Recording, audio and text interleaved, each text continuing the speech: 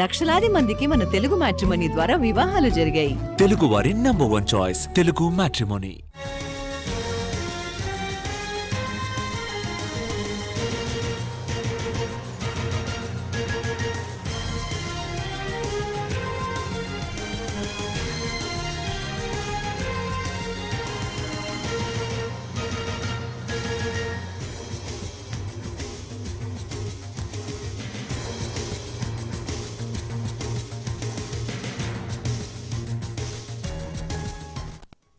గత ప్రభుత్వంలో జగన్ రాష్ట్ర సంపదను దోచుకున్నారని అన్నారు టీడీపీ పోలిట్ బ్యూరో సభ్యుడు యనమల రామకృష్ణుడు.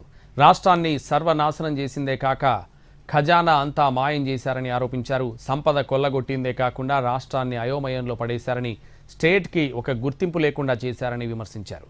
కేసులన్నీ తేలితే జగన్ జైలుకు వెళ్లడం ఖాయమన్నారు యనమల.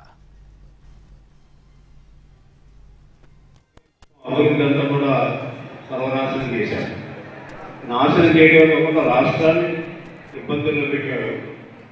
రాష్ట్ర ఖజానానంతా కూడా దోచుకున్నారు, రాష్ట్ర సంపదను దోచుకున్నారు.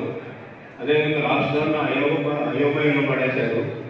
రాష్ట్రానికి ఒక గుర్తింపు లేకుండా చేసినటువంటి వ్యక్తి జగన్మోహన్ రెడ్డి ప్రభుత్వం 5 సంవత్సరాలు మొత్తం అభివృద్ధి అంతా కూడా సర్వనాశనం చేశారు. నాశనం చేయడం వల్ల రాష్ట్రాన్ని ఇబ్బందుల్లో పెట్టాడు. రాష్ట్ర ఖజానానంతా కూడా దోచుకున్నారు, రాష్ట్ర సంపదను దోచుకున్నారు.